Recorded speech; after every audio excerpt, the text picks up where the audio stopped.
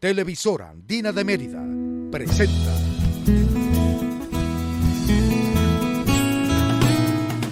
Buenos días.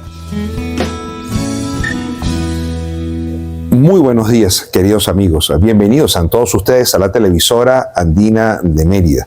En este su programa, Buenos días. Hoy tenemos la posibilidad de conversar con el nuncio de su santidad, el Papa León XIV en Venezuela, con Monseñor Alberto Ortega Martín, quien estuvo de visita en nuestra ciudad de Mérida. Estuvo de visita en algunos sectores, además, del estado Mérida. Es interesante conversar con el nuncio porque es la experiencia de la diplomacia vaticana. Además, en un momento que también es importante para la Iglesia, porque es un momento de transición diplomática. Además, es la transición de la diplomacia del Papa Francisco a la diplomacia del Papa León XIV. Muy buenos días, Monseñor. Buenos días y muchas gracias por la invitación. Y qué emoción tenerlo en Mérida. Cuéntenos, ¿cómo has estado? ¿Cómo estuvieron esos días de Mérida? No, pues han sido muy bonitos, muy intensos. Llegué el lunes y ya pues vinieron a recibirme al aeropuerto. Estaba también el Monseñor Juan de Dios Peña, el arzobispo, por supuesto, Monseñor Elisandro, Monseñor Alexander, que nos alegra, que obispo electo de San Carlos, y había algunos sacerdotes, había otras personas, una acogida extraordinaria, y ya ese mismo día tuvimos en el arzobispado un acto de bienvenida, también con las autoridades, con muchos sacerdotes, muchos fieles también, un momento bonito de encuentro, y luego ya diversos encuentros con los sacerdotes. Estuvimos celebrando el jubileo de los sacerdotes, me han llevado a ver al páramo, a sitios preciosos, encuentros hoy también con las religiosas, con los seminaristas, celebraciones bonitas de iglesia, y para mí es una bendición conocer estos lugares bonitos por el paisaje, preciosos también por su gente, por la fe de la gente, de una iglesia viva, Se respira un ambiente de fe. Te piden la bendición por todas partes, claro, ¿no? Muy bonito, y traer, pues eso, la cercanía, el cariño, la bendición del Papa León. He constatado con mucho agrado aquí, como en otros sitios de Venezuela, pero yo diría que aquí también de una manera muy particular, el amor al Papa, del cual se beneficia también el nuncio, porque el cariño al Papa pues luego es también cariño hacia su representante, más allá de que sea uno u otro. Hay una disposición de gran cariño, de gran acogida, y ha sido una experiencia muy bonita de iglesia, de encuentro, de conocer. El motivo que daba un poquito la razón también para la visita a la bendición de la casa sacerdotal, una iniciativa preciosa, ¿no? Para que sea un lugar de referencia para los sacerdotes, para cuidarles, para que estén unidos, y para la atención de aquellos que ya van terminando su vida después de tantos años de entrega, que haya un lugar donde puedan estar bien cuidados, donde puedan estar juntos. Me parece una iniciativa preciosa. Monseñor, una larga data al servicio de la diplomacia del Vaticano. Y esa larga data además está marcada por misiones muy interesantes. Yo rescato, por ejemplo, la misión diplomática en el conflicto del Medio Oriente, donde usted participó. También rescato mucho la misión diplomática en Chile, en un momento severo para la iglesia chilena, pero también un momento severo para la sociedad chilena, que estaba convulsa en ese año 19, creo. Sí. Posteriormente, tiene la posibilidad de estar en Venezuela. Hay una línea en el servicio diplomático de Monseñor Alberto Ortega Martín que lo haya llevado a situaciones quizás tan extremas diplomáticas, y ahora Venezuela. Sí, no, la verdad es que si uno mira cómo está el panorama, a veces me decían, pues yo empecé como nuncio en Irak, así es, Jordania, y en Jordania, y luego Chile, en un momento complicado también, ahora Venezuela. Y algún amigo me decía, siempre te mandan a sitios difíciles. Sí. Y yo les decía, pero si uno mira cómo está el mundo, hay pocos sitios fáciles. La verdad es que está el mundo muy revuelto, ¿no? Y si uno piensa, por ejemplo, África, que es un continente estupendo, pero está olvidado, pero hay un montón de conflictos y ahora pues uno ve con tristeza cómo hay tantos conflictos, ¿no? Y en ese sentido, pues estamos presentes, la Iglesia quiere estar presente en todas partes, y cuando hay alguna situación difícil de conflicto o de dificultad por otras razones, pues la Iglesia quiere estar presente. Todo, como decía el Concilio Vaticano II, todo lo que es humano, todo lo que afecta al hombre no es indiferente a la Iglesia, ¿no? Y es muy bonito esa solicitud de la Iglesia, y en concreto también de los nuncios como representantes del Papa. Yo recuerdo, por ejemplo, porque estuve en Irak, cuando fue la guerra en Irak, todos los embajadores se fueron, porque estaban bombardeando. El nuncio se quedó.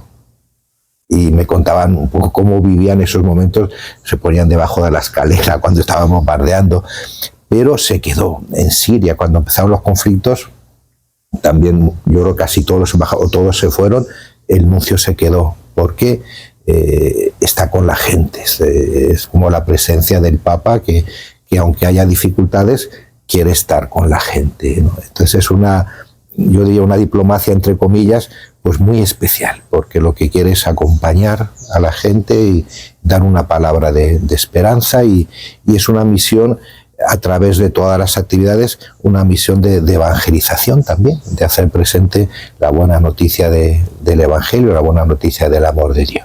Y con un lema además muy particular: te basta mi gracia. Sí, en mi caso, cuando me dijeron, me lo dijo el cardenal Parolín, secretario de Estado, más como yo he trabajado muchos años ahí en la Secretaría de Estado, pues también amigos, y me llamó un día que vente y dice, mira, el Papa te ha nombrado nuncio apostólico en Irak y en Jordania. Y uno se siente muy pequeño. Primero te hacen nuncio, es decir, arzobispos, y ya como sacerdote uno se siente muy pequeño, muy inadecuado. Cuando te nombran obispo, pues esa sensación aumenta, ¿no? Y luego nuncio a Irak, cuando estaba el Estado Islámico, era un momento muy difícil, y yo en la Secretaría de Estado seguía esos temas, para que conocía la situación, ¿no? Y dices, uno puede decir que sí porque se fía de la gracia, ¿no? Te basta mi gracia. Y luego San Pablo dice, la fuerza se realiza en la debilidad. O sea que uno, aunque es débil, pero la fuerza la pone el Señor, ¿no? Y es un lema pues que me vino pues casi espontáneo, para poner todo en las manos de Dios. Somos débiles, pero la fuerza la pone el Señor, ¿no? Y nos basta su gracia. Ciertamente, entonces viene marcado, es una marca, es una huella, ¿no? Pero es una huella para el servicio, como usted lo acaba de señalar, y es una huella para profundizar la dignidad del hombre, para profundizar la perfectibilidad de la sociedad, sí, como están escritos los documentos de la Iglesia. Y esa es la labor fundamental de un nuncio, de un diplomático, y en el caso de Venezuela, pues del decano del cuerpo diplomático. Sí, en muchos países de tradición católica, el nuncio es el decano del cuerpo diplomático, ¿no? El nuncio, como representante del Papa, yo diría, simplificando mucho, tiene como una doble función. Una función que es la más conocida, que es la función más, digamos, diplomática, que es el contacto con las autoridades, mantener las relaciones también con el cuerpo diplomático, actos oficiales, siempre esas relaciones mirando al bien de la Iglesia, la libertad religiosa, la libertad de la Iglesia y al bien también de la sociedad, ¿no? Con los temas que más interesan a la Iglesia, ¿no? Y luego está la misión más, digamos, eclesial de cara a la Iglesia, que es ser como un punto de enlace entre el Vaticano, entre el Papa y la Santa Sede y la Iglesia local. Y la conferencia episcopal, los obispos. El nuncio no tiene jurisdicción. A veces alguien piensa que el nuncio es un superobispo que está por encima de los obispos. No, en cada diócesis está el obispo, que es el responsable. Aquí Monseñor Elisandro, en Caracas Monseñor Raúl Bior, y el nuncio está como un hermano para acompañarles, para ayudarles, y cuando ellos necesitan algo de Roma, que a menudo necesitan también algo de Roma, es a través de la nunciatura. Si Roma quiere transmitir algo, es a través de la nunciatura. No solamente como mediador de comunicación, sino también cuando se lleva una inquietud, una cuestión, también se manda información, se manda un parecer para ayudar a que luego Roma pues decida, el Papa decida lo más adecuado. Cuando Roma envía algo, pues también a través de nosotros llega ese mensaje a la gente. El que hace aquella llamada. El que hace la llamada, el que comunica las buenas noticias también. Y luego, por ejemplo, es en la Nunciatura donde se hace todo el proceso informativo para el nombramiento de obispos, que es muy importante, se consulta a mucha gente. Eso me parece bonito señalarlo porque es una misión muy importante, muy sinodal, participa mucha gente. Lo que pasa es que por respeto y por la delicadeza del caso, todo se hace de una manera secreta, bajo secreto pontificio, decimos, ¿no? O sea que tiene, incluso las personas que son consultadas no pueden decir que han sido consultadas, ¿no? Para respetar la libertad, sobre todo de los candidatos, de las personas. Y entonces se sabe poco, pero se pregunta a mucha gente, ¿no? Y luego es muy bonito porque se manda toda la información a Roma, y el dicasterio para los obispos, que es donde estaba el cardenal Prevost, ¿no? Pues estudia ese tema y lo tratan también sinodalmente. O sea, que conocía el cardenal Prevost la Iglesia a profundidad. Sí, claro. Ese aspecto, como ha estado ya todo desde el 2020, desde el inicio del 2023, pues conoce a muchísimos obispos y conoce pues, cuál es ese proceso de nombramiento de obispos, porque lo hacía él. Pero esa labor, precisamente, del nuncio, viene marcada por una posición diplomática que asume cada papa, cada gobierno de la Iglesia. El Papa Francisco tuvo un modelo de diplomacia a nivel mundial, pero también lo tiene el Papa León XIV. Y en este momento seguramente ya se ha definido ese camino de la diplomacia del Papa León XIV. ¿Cuáles son esos elementos fundamentales en la nueva diplomacia vaticana? Sí, yo creo que hay una gran continuidad, siempre al servicio del bien de la persona, y luego es verdad que cada papa tiene como un acento. Así es. El Papa León, por un lado, es muy bonito la gran continuidad con el Papa Francisco. De hecho, fue el Papa Francisco que le nombró obispo en Perú y luego le llamó a Roma a este puesto tan importante. Es un ministerio, un dicasterio, aquí dicen ministerio, un ministerio de los más importantes, ¿no? Quiere decir que era una persona muy de confianza y muy en la línea del Papa Francisco, ¿no? Pero al mismo tiempo no es un repetidor, no es un clon, sino que cada también uno aporta con... Y entonces es muy bonito en línea con lo que es la actividad de la Iglesia. Uno de los ejes importantísimos del pontificado del Papa León es el tema de la paz. Lo fue para el Papa Francisco, lo sigue siendo, ya desde el primer saludo, que nos conmovió a todos, ¿no? La paz esté con ustedes. Y lo repitió, y además diciendo que era el saludo también con el que se había despedido el Papa Francisco, ¿no? O sea, esa continuidad, ese cariño al Papa Francisco, ese anuncio de la paz, y lo ha repetido continuamente, ¿no? Una paz, decía, desarmada y desarmante, ¿no? Y que es un don, pero al mismo tiempo es una responsabilidad, y que empieza por cada uno. No es que uno pueda decir, no, tienen que ser los gobernantes, no. Tenemos que ser todos artífices de paz. Otro punto muy, muy importante para el Papa León, también claramente en continuidad con los papas precedentes, que han sido estupendos todos. Hemos tenido unos papas, gracias a Dios, algunos canonizados y todo, unos papas estupendos, ¿no? Otra línea de fuerza muy importante es la unidad, la comunión. El mismo lema episcopal del Papa León es en aquel que es único somos uno. Y una frase de San Agustín además, ¿no? Todos somos uno en Cristo, ¿no? Y ese llamado a la unidad que está repitiendo, porque es muy importante también para la misión. Ya lo dijo Jesús, que todos sean uno para que el mundo crea, ¿no? Y esa unidad que luego tiene una repercusión social inmediata. Entonces el Papa León, muy en la continuidad con el Papa Francisco, también habla mucho de la sinodalidad, de ese caminar juntos. Habla mucho desde el primer saludo de la misión, que es la Iglesia es misionera, ¿no? y eso el Papa Francisco lo recordó desde el primer momento con esa expresión feliz de Iglesia en salida, ¿no? El Papa Francisco, cada discurso recuerda la importancia de la misión, ¿no?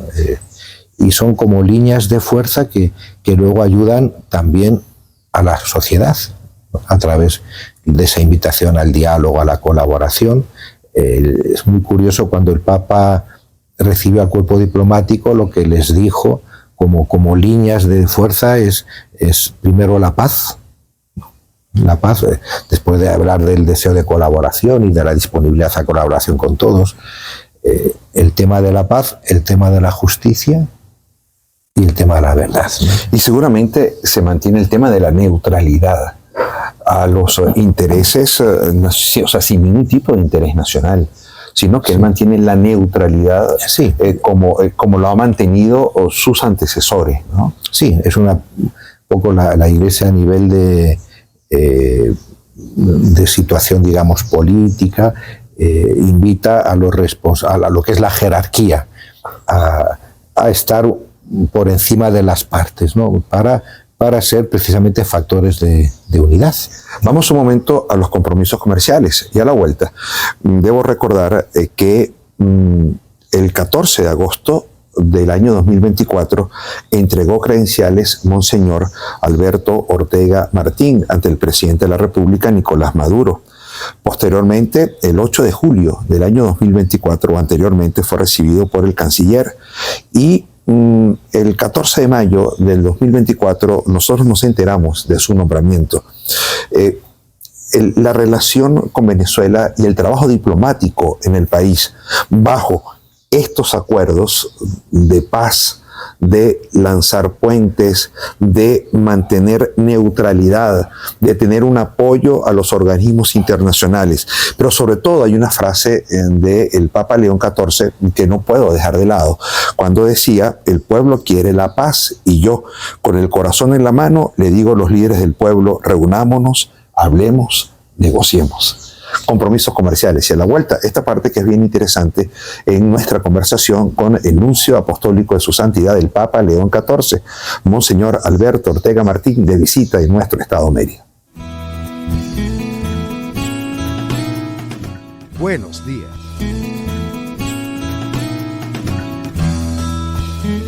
Seguimos en esta mañana de Buenos Días por la televisora andina de Mérida.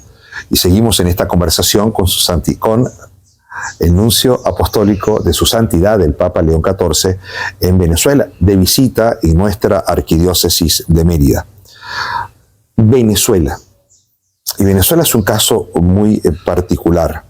El Papa Francisco, el 21 de abril del año 2025, dejó un mensaje de esperanza, instó a dialogar, a trabajar juntos con una de sus grandes encíclicas, la Fratelli Tutti, todos somos hermanos. Pero además, el 26 de abril del año 2025, pues ha dicho el propio nuncio apostólico, se le recordará al Papa Francisco como un peregrino de esperanza. Y CENI Noticias publica el 18 de agosto del año 2024 que el nombramiento de Monseñor Alberto muestra el interés prudente en el trato de ambas naciones o de ambos países, que facilita la vida de los católicos. Estamos hablando de esperanza, estamos hablando de dignidad, estamos hablando de la vida de los católicos, de la vida de los venezolanos. Pero también antes habíamos hablado de un referencial en su vida diplomática. Como le decía a su amigo, siempre lo mandan a cosas complicadas y difíciles. Es una misión, Venezuela. Sí, como todos los sitios,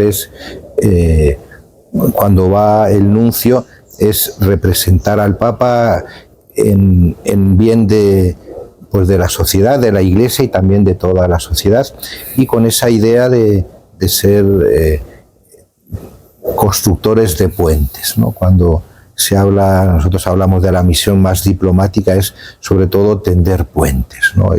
Favorecer ese diálogo, esa colaboración de la que el Papa habla frecuentemente y de la que el Papa Francisco hizo uno de los puntos fuertes de su pontificado, ¿no? Esa encíclica preciosa, Fratelli Tutti, todos somos hermanos, ¿no? y qué bonito sería que nos tratásemos como hermanos, que nos viéramos como hermanos. Muchas veces vemos al otro casi como un rival, con una cierta hostilidad, y así nos va. Hay mucho enfrentamiento, mucha polarización. Es mucho más bonito vernos todos como hermanos, con las diferencias para intentar. Entonces, en todos sitios la invitación que hace el Papa es siempre al diálogo, a la colaboración. Yo sé que aquí a veces la palabra diálogo se ha desvirtuado y hay gente que no le gusta. Se puede buscar otra palabra. A mí me gusta personalmente la de diálogo, me parece que es la palabra más elocuente. Pero quizás en la historia se gastó un poco. Por eso, entonces se puede hablar de negociación, se puede hablar de colaboración, se puede hablar de sentarse a hablar. ¿Usted prefiere el diálogo? Yo prefiero la palabra diálogo, ¿no? ¿Se dialoga en este momento en el país? Yo creo que falta mucho diálogo. Cada uno habla más de lo suyo, me parece, y a veces, por desgracia, con referencias hostiles a los otros, con palabras que no favorecen el diálogo, ¿no? Y sin embargo, yo creo que estamos todos llamados a sentarnos, a hablar, a buscar el bien común, poner en el centro, yo diría de verdad, el bien común. Y en función del bien común, cada uno puede aportar con las diferencias, con la posición que tiene cada uno, con las circunstancias, poner en el centro el bien común, y yo diría el bien común, sobre todo con una atención muy particular a aquellos que más lo necesitan, ¿no? Es un momento donde hay gente que tiene dificultades, claramente, y eso tendría que estar en el centro. Y yo creo que la Iglesia invita siempre a esa colaboración, también invita claramente a la verdad, ¿no? Yo creo que es uno de los ejes también al respeto de la dignidad de la persona, que yo creo que es un punto también muy, muy importante.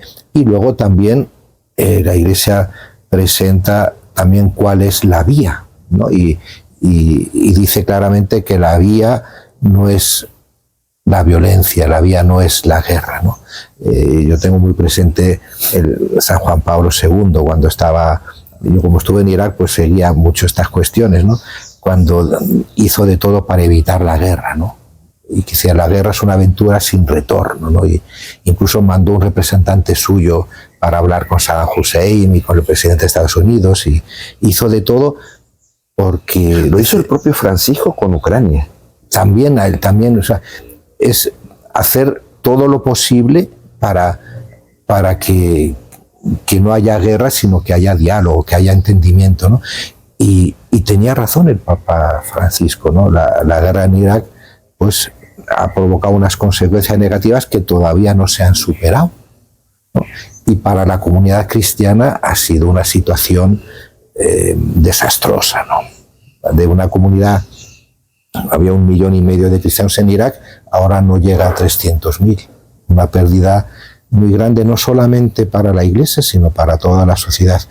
Esos casos un poquito extremos, pero sí que es verdad que en cualquier circunstancia la invitación es a no usar la vía de la violencia o del enfrentamiento, sino la vía del diálogo, la vía de la colaboración, el sentirnos y tratarnos como hermanos. ¿Cómo se pragmatiza lo que usted me está señalando? ¿Cómo se hace, cómo se ejecuta? ¿Cómo lo ejecuta la Iglesia? La Iglesia, yo creo que es la invitación que hace el Papa León, que cada uno allí donde está empiece a ser artífice de paz, ¿no? Él decía, incluso ejemplos muy concretos, lo hacía también el Papa Francisco, ¿no? Empezando en la familia, cómo nos tratamos entre hermanos en la familia, ¿no? O con la gente cercana, ¿no? Cómo hablamos, ¿no? Él critica, como hacía también el Papa Francisco, ha hablado mucho de los chismes, de la crítica de unos a otros, ¿no? Son cosas que no construyen claramente la paz, ¿no? Se empieza por cosas pequeñitas, pero luego se van haciendo más grandes, ¿no? Si al revés uno empieza desde esos ambientes a respetar, a dialogar, a tratar al otro, ver que el otro es mucho más de cómo es, sino es una persona, que es mi hermano, y no quiere decir que si no hay algo que corregir se lo digo, pero se lo digo con cariño, se lo digo con respeto, el tema del perdón, que ahí en ese aspecto los cristianos tenemos una gran ventaja porque hemos sido perdonados y entendemos más el perdón. Humanamente es muy difícil, pero es que no hay otra para la convivencia, porque todos somos limitados. Si no hay una disposición al perdón, a la reconciliación, pues va a ser muy difícil, ¿no? Entonces, yo creo que cada uno en su situación particular puede ir dando pasos. Y luego siempre hay gente que tiene una responsabilidad más alta y en ese aspecto también ellos son llamados en primer lugar a esa disposición de apertura, de poder hablar, de poder colaborar, de dejar, decía el Papa también, dejar a un lado los intereses personales para poner en el centro el interés común. No es fácil, pero es el camino, ¿no? Es el camino y así las cosas poco a poco pueden ir cambiando, se puede buscar lo mejor para todos. Hay a veces las sociedades encrispadas, las sociedades enfrentadas como estas, sociedades complejas, generan críticas y en algún momento se generaron críticas hacia el Papa Francisco porque no tomaba partido de la situación venezolana. Pero usted ha dado una respuesta, que es la respuesta a esa pregunta, que cada quien desde su punto, desde donde está, debe tomar partido, que es el partido de la Iglesia. Y la Iglesia es un cuerpo místico, también lo dice San Pablo. Sí, yo creo que a nivel de lo que es la jerarquía de la Iglesia, intentar estar un poco por encima de las partes, porque si no, un obispo, si toma partido por una parte, hay gente que está con él, otros ya tiene que estar un poco al servicio de todos, y luego lo que es el campo político ya de acción, es un campo de los laicos sobre todo, claramente, ¿no? Y intentar ser esos factores de unidad que no quiere decir no entrar en la cuestión, pero entrar desde los grandes principios, ¿no? Yo creo que la misión de la Iglesia como jerarquía del Papa es los grandes principios y luego también el realismo de ver también que ciertas cuestiones luego podrían tener repercusiones también negativas para la Iglesia local, ¿no? Una posición, por ejemplo, en algunos países, ¿no? de la Iglesia, que ha sido muy crítica con un gobierno, por ejemplo, ha causado dificultades para la misma Iglesia. Nicaragua. Por ejemplo, Nicaragua, ¿no? Sí. ¿Hasta qué punto es adecuado o produce frutos, ¿no? Quizá no es el camino. Entonces hay que ser ahí muy realista también de ver cuál es la circunstancia y cómo desde ahí ir construyendo pues caminos, procesos. El Papa Francisco hablaba de procesos que vayan conduciendo a una situación mejor para todos, ¿no? Teniendo en cuenta todos los factores, ¿no? Y en nuestro caso se vienen construyendo procesos. Yo creo que es muy importante y hay gente que sí que está en esa línea y yo creo que es muy importante que poco a poco todos vayamos en esa línea, ¿no? De procesos de diálogo, de colaboración, de búsqueda del bien común, de poner la atención a la persona en el centro, de poner un poquito al lado unos intereses personales para privilegiar. La Iglesia yo creo que hace una labor muy bonita también de acompañar a la gente, también en momentos a veces no fáciles. Decía usted, ser testigos de esperanza es importantísimo, ¿no? Dar esperanza, ¿no? Cuando uno tiene esperanza, uno aporta más, uno colabora más, ¿no? Y no es una cosa banal, sino que te empeña más, te compromete más en la vida social. O sea, la esperanza no te inhibe de actuar, sino al revés. Te da una motivación todavía más fuerte para un empeño social, ¿no? Entonces yo creo que sembrar esperanza, iniciativas de caridad que se ven en la Iglesia en todas partes, ¿no? Eso es construir de una manera muy concreta ejemplos preciosos de reconciliación, de colaboración. Yo creo que es por esa línea, ¿no? Y donde todos buscamos el bien común. Aquí en muchos sitios también se ve una colaboración muy bonita entre la Iglesia, las autoridades, en cuestiones que interesan a todos. Hay en muchos sitios una relación muy buena, ¿no? Y yo creo que ese es el camino, ¿no? Y cuando hay una relación personal, pues luego ciertas cosas también se pueden hablar y no se van a ver como un enfrentamiento con hostilidad, sino como hay una relación personal, yo te puedo decir esto y tú me lo aceptas, y tú me puedes decir esto y yo te lo acepto, ¿no? Y juntos buscamos qué podemos hacer, ¿no? Si uno empieza con hostilidad, en vez de atender puentes, hay ruptura, ¿no? Yo creo que en ese aspecto es muy importante eso, pues el tender puentes, el estar abiertos, ¿no? El iniciar procesos, ¿no? Quiero finalizar esta conversación con usted, monseñor, bajo 2 o 3 cosas que me han llamado poderosamente la atención en los últimos días. Y siento que es como lo que usted acaba de señalar, hecho pragmático.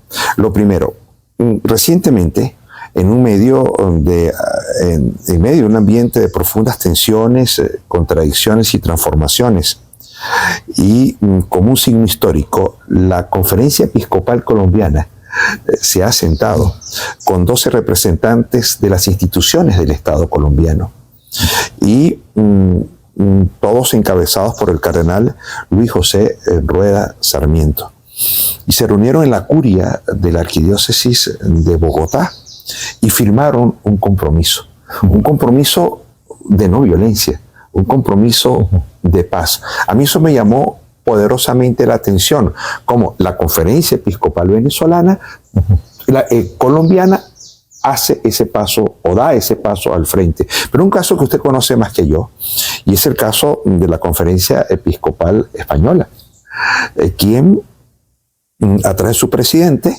pues envió una carta a los portavoces parlamentarios del Partido Socialista y del Partido Popular con el objeto de intermediar e impulsar una iniciativa legislativa popular que regularizara el tema de los migrantes. Esto no se ha llevado a cabo, pero es una iniciativa. Las conferencias episcopales comienzan o salen un poco en ese camino de sinodalidad, en ese camino de iglesia de salida, pues a encontrarse con la sociedad y a procurar términos de encuentro, a tender los puentes por la paz, por la esperanza, por la dignidad, por la comunidad, por la familia. Es muy interesante esos 2 procesos, me han llamado mucho la atención. Sí, son un poquito más llamativos, una acción concreta, pero es lo que también se hace en muchísimos sitios, ¿no? La Conferencia Episcopal intenta acompañar, iluminando desde la luz de la fe y el magisterio, la doctrina social de la Iglesia, la vida de la sociedad, ¿no? Aquí también, cada vez que se reúnen los obispos, luego normalmente hacen un comunicado final que orienta, que ilumina, que muestra un camino, ¿no? Que señala cómo están las cosas y cómo deberían estar, ¿no? Entonces yo creo que en ese aspecto la Iglesia, con mucho respeto, respetando siempre su propio campo, ¿no? Claro. Que no puede, manteniéndose pero sí que firme, hace una contribución social importante, y luego cuando hay situaciones más llamativas, pues se pronuncia quizá con propuestas más concretas para el bien de las personas. El tema de los migrantes, en muchos sitios, la Iglesia es la que de verdad está atenta, la que cuida. Yo vengo de Chile, hubo momentos muy difíciles, todo el mundo hablaba, pero al final quien se ocupaba de verdad de los migrantes era la Iglesia, y ha hecho una labor estupenda, y hay muchas organizaciones, quizá, claro, menos conocidas, claro, de institutos de migración, que hacen una labor extraordinaria, y luego a nivel concreto. Pero aquí también, cerca de la frontera, hay un montón de casas de acogida, de centros de acompañamiento, y es un tema que está muy presente también en las conversaciones. Entonces yo creo que en ese aspecto la Iglesia quiere aportar su contribución, hacerlo lo mejor que pueda, y es una bendición, ¿no? Manteniéndose, pues eso, en su posición, pero una contribución social muy, muy importante. A futuro, Monseñor, ¿se va a hacer algún tipo de revisión sobre el acuerdo que vincula al Estado del Vaticano y la República de Venezuela bajo aquel concordato, que algunos dicen que no es concordato, que es un convenio, que es un tratado, es un acuerdo firmado en 1964, siendo presidente Raúl Leoni? ¿Eso se revisa, se mira, se está cumpliendo, no se está cumpliendo? No, en principio sigue vigente. Siempre hay alguna cuestión más concreta que ya por las circunstancias está superada, y si en algún momento se ve que hay que revisarlo, yo creo que de las dos partes, tiene que ser de las dos partes. Claro, es eso, pues tendría que bilateral. Se podría también revisar, pero es un acuerdo como muy amplio, muy marco, sí, que en principio sigue funcionando, ¿no? Pero si por las circunstancias llega un momento en que una parte u otra ven que se puede siempre hablar, ¿no? Se puede siempre hablar. Por ahora no veo que haya necesidad ahora de un cambio, pero no cierro tampoco la puerta, ¿no? a que haya pues algún tipo de posibilidad de mejorar siempre algún punto, ¿no? ¿Acciones futuras de la Nunciatura Apostólica? No, estar abierto a las circunstancias y responder. Normalmente uno responde a las circunstancias que toca vivir, al llamado, entonces estar abiertos para todo lo que se pueda hacer para el bien de la gente y mientras tanto pues el seguir manteniendo esta disponibilidad que me alegra mucho de visitar las diócesis, de transmitir esta cercanía del Papa y seguir también con el trabajo cotidiano que también es muy importante, ¿no? El trabajo cotidiano, el trabajo de todos los días, el trabajo de comunicación permanente. Claro, de información, de estos procesos para el nombramiento de obispos, de recibir gente, ahí no faltan actividades. No faltan. Muchísimas gracias. Monseñor, ¿no vio el partido ayer del Real Madrid? Que a mí me dijeron que era muy madridista. Madrileño y madridista, sí. Muy bien. No lo vio, pero bueno, tenemos esperanza en Xabi Alonso. Yo creo que sí. Por favor, un mensaje final y la bendición para todos los meridianos. No, pues el mensaje es caminar juntos, ¿no? Nosotros decimos sinodalidad, caminar juntos en la esperanza. El mensaje sería también lo que decía el Papa Francisco, fratelli tutti, todos somos hermanos y construyendo juntos una sociedad de hermanos, ¿no? Donde ponemos en el centro la atención a la persona, la dignidad de la persona, el bien común y donde nos tratamos como hermanos. Gracias Muy bien. a Monseñor pues, Alberto por habernos aceptado esta interesante conversación. Es una conversación con un diplomático de carrera que ha estado en posiciones muy difíciles a lo largo de su vida diplomática al servicio del Estado del Vaticano, de la Iglesia. Y hay un hecho que es significativamente importante y es la vinculación permanente de la fe con el tema de la diplomacia. Es una diplomacia de fe. Y eso es bien interesante porque hay una motivación para inspirar al diálogo, porque cree en el diálogo, para inspirar en los mecanismos, en los procesos, porque hay que construir procesos y se construyen procesos, y porque hay que vincular. La Iglesia es incluyente, la Iglesia no es excluyente. Todos caben dentro de la Iglesia y forma parte de la justicia que pregona la Iglesia de manera permanente. Gracias, Monseñor. Muchísimas gracias por la atención. Feliz resto del día y gracias por estar atentos a la televisora Andina de Mérida. Televisora Andina de Mérida presentó